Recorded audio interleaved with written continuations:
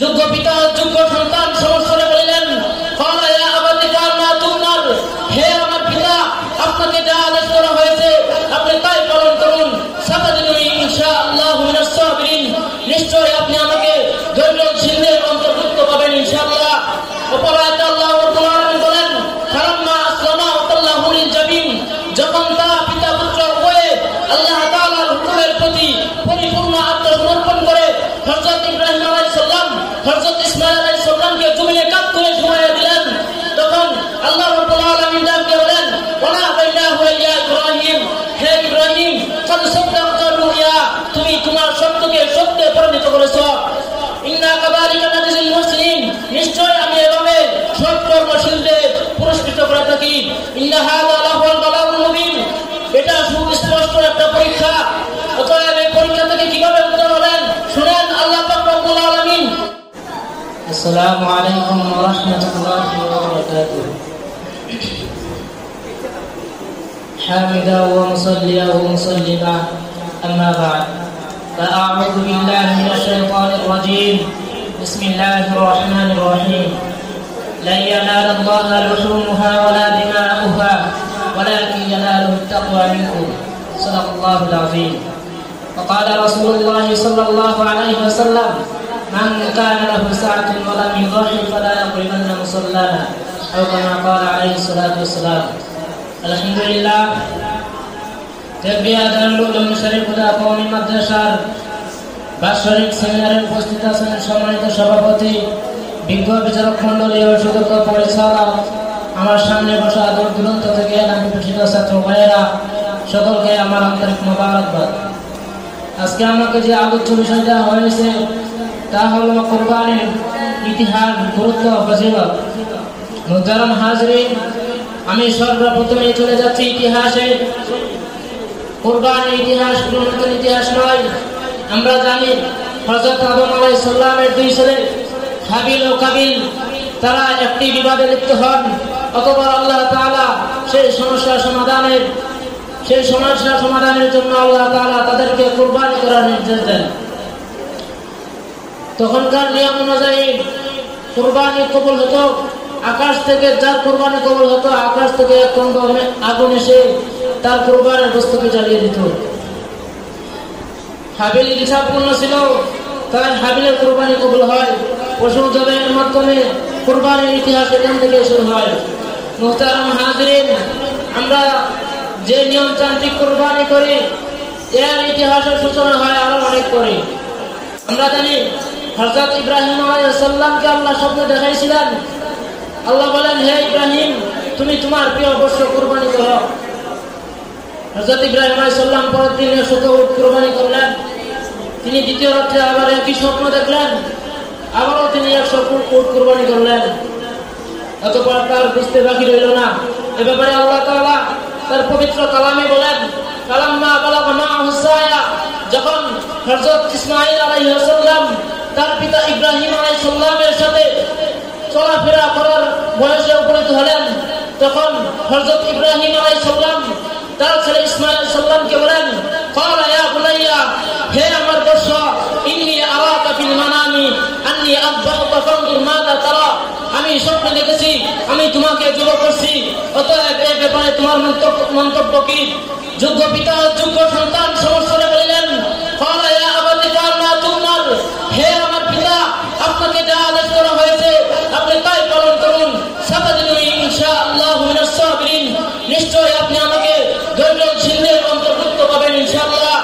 অপরাধ আল্লাহ বলেন, ফালাম্মা আসলামা ওয়াতাল্লাহু লিল জাবিন, যখন তা পিতা পুত্র উভয়ে আল্লাহ তাআলার হুকুমের প্রতি পরিপূর্ণ আত্মসমর্পণ করে হযরত ইব্রাহিম আলাইহিস সালাম হযরত ইসমাঈল আলাইহিস সালামকে জমিনে কাত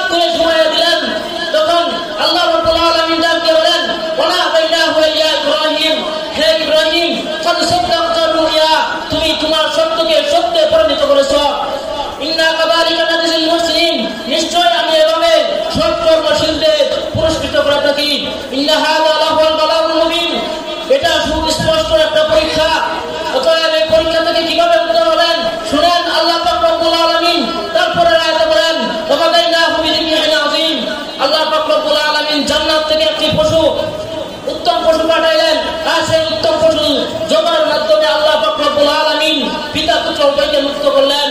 মুহতারাম হাজিরিন, আমরা যে নিয়মে কুরবানি করি তার রেওয়াজ মূলত এখান থেকেই আসা। মুহতারাম হাজিরিন, আসুন এবার আমরা কুরবানির গুরুত্ব সম্পর্কে রাসূল কি বলে হাদিসে শুনে নেই। عن أبي هريرة رضي الله عنه أن رسول الله صلى الله عليه وسلم হযরত আবু হুরায়রা রাদিয়াল্লাহু আনহু থেকে বর্ণিত, রাসূল সাল্লাল্লাহু আলাইহি ওয়াসাল্লাম বলেন, মান কানা লাহু সাআতুন ওয়া লাম ইউদাহি ফালা ইয়াকরিবান্না মুসাল্লানা। রাসূল সাল্লাল্লাহু আলাইহি ওয়াসাল্লাম বলেন, যে ব্যক্তি সামর্থ্য থাকা সত্ত্বেও কুরবানি করলো না, সে যেন আমাদের ঈদগাহের ধারে কাছে না আসে। এই হাদিসটি মূলত রাসূল সাল্লাল্লাহু আলাইহি ওয়াসাল্লাম কুরবানির গুরুত্ব বুঝাতে গিয়ে বলেছেন। মুহতারাম হাজিরিন, আসুন এবার আমরা কুরবানির ফজিলত সম্পর্কে রাসূল কি বলেছেন তার থেকে একটা হাদিস শোনা যাক। عن زيد بن أرقم قال أصحاب رسول الله صلى الله عليه وسلم زيد بن أرقم থেকে বর্ণিত, রাসূলুল্লাহ সাল্লাল্লাহু আলাইহি ওয়াসাল্লাম এর সাহাবাগণ জিজ্ঞাসা করলেন, ইয়া রাসূলুল্লাহ মা হাযিহিল আদাহি, হে আল্লাহর রাসূল এই কুরবানি কি? অর্থাৎ এই কুরবানি কি শুধু আমাদের জন্যই খাস না পূর্বে হওয়ার প্রচলন ছিল? রাসূল সাল্লাল্লাহু আলাইহি ওয়াসাল্লাম উত্তরে বলেন, ক্বালা সুন্নাতু আবি ইব্রাহিম আলাইহিস সালাতু ওয়াস সালাম। রাসূল সাল্লাল্লাহু আলাইহি ওয়াসাল্লাম বলেন, এটা তোমাদের জাতির পিতা হযরত ইব্রাহিম আলাইহিস সালামের সুন্নাত। সাহাবাগণ পুনরায় জিজ্ঞাসা করলেন, ক্বালু ফামা লানা ফিহা ইয়া রাসূলুল্লাহ, হে আল্লাহর রাসূল এতে কোনো সওয়াব আছে কি? রাসূল সাল্লাল্লাহু আলাইহি ওয়াসাল্লাম উত্তরে বলেন, ক্বালা বিকুল্লি শাআতিন হাসানা, এর প্রত্যেকটা ফসলের বিনিময়ে আল্লাহ তোমাদেরকে একটি নেকি দিবেন। সাহাবাগণ পুনরায় জিজ্ঞাসা করলেন, ক্বালু ফাসসুফু ইয়া রাসূলুল্লাহ, হে আল্লাহর রাসূল যে সমস্ত বস্তু পশম গুচ্ছ আকারে থাকে অর্থাৎ ভেড়া, এই ভেড়ার একটি গুচ্ছের বিনিময়ে কি একটি পশম করা হবে কি? রাসূল সাল্লাল্লাহু আলাইহি ওয়াসাল্লাম উত্তরে বলেন, ক্বালা বিকুল্লি শাআতিন মিনাস সুফি হাসানা। রাসূল সাল্লাল্লাহু আলাইহি ওয়াসাল্লাম বলেন, প্রত্যেকটি পশমের পরিবর্তে আল্লাহ একটি নেকি দেওয়া হবে, নেকি দিবেন। মুহতারাম হাজিরিন, এই আলোচ্য বিষয় থেকে আমরা কুরবানির ফজিলত বুঝতে পারলাম। এবার আসুন আল্লাহ পাক রব্বুল আলামিন তার পবিত্র কালামে কি বলেন। আল্লাহ বলেন, লা ইয়ানালুল্লাহা লুহুমুহা ওয়ালা দিমাউহা ওয়ালাকিন ইয়ানালুত তাকওয়া মিনকুম। আল্লাহ পাক রব্বুল আলামিন বলেন, তোমাদের কুরবানির রক্ত মাংস কিছুই আমার কাছে পৌঁছে না, বরং পৌঁছে তোমাদের মনের তাকওয়া। আল্লাহ পাক রব্বুল আলামিন কোরআনে আয়াতে বলেন, কুল ইন্না সালাতি ওয়া নুসুকি ওয়া মাহইয়ায়া ওয়া মামাতি লিল্লাহি রাব্বিল আলামিন।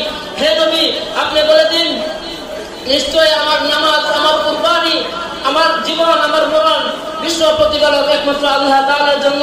এরা এই আয়াত দ্বারা আমরা বুঝতে পারলাম যে যা কিছু করব আল্লাহ তাআলার জন্যই করব। আর যদি আমরা লোক দেখানোর জন্য করি তাহলে শুধু টাকা নষ্ট আর দুষ্ট খাওয়া ছাড়া আর কিছুই নয়। মুহতারাম হাজিরিন, আমাদের পরিশেষে আমি এই কথাই বলতে চাই, আমাদের মুসলিম জাতির প্রত্যেকটা পিতাকে হযরত ইব্রাহিম আলাইহিস সালামের মতো মনে জজবা তৈরি করতে হবে এবং প্রত্যেকটা মুসলিম সন্তানদেরকে হযরত ইসমাঈল আলাইহিস সালামের মতো ঈমানের দৃঢ়তা বুকে লালন করতে হবে এবং সকল ইবাদতের ক্ষেত্রে লোক দেখানো ছাড়তে হবে, আল্লাহর জন্য একদম করতে হবে। ইনশাআল্লাহ যদি এটা করতে পারি তাহলে আজকের আমাদের এই সেমিনার সার্থক হবে, এটাই আমি বলার আছে। আজকে এই সেমিনার সার্থক হবে ইনশাআল্লাহ। আল্লাহ কবুল করুন, মঞ্জুর করুন, আমিন। ওয়া আখিরু দাওয়ানা আলহামদুলিল্লাহি রাব্বিল আলামিন।